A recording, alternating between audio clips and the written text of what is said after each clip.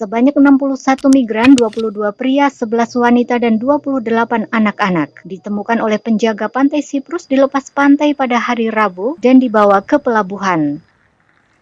Para penumpang telah berada di kapal sejak itu ketika pihak berwenang memutuskan apakah akan mengembalikan mereka ke Libanon.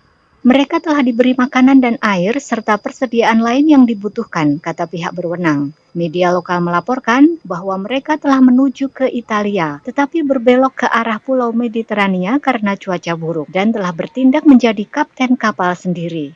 Meningkatnya kemiskinan di Libanon telah mendorong warga negara Libanon untuk pergi dengan perahu-perahu kecil dengan harapan mencapai Uni Eropa. Tripoli adalah salah satu kota termiskin di Libanon.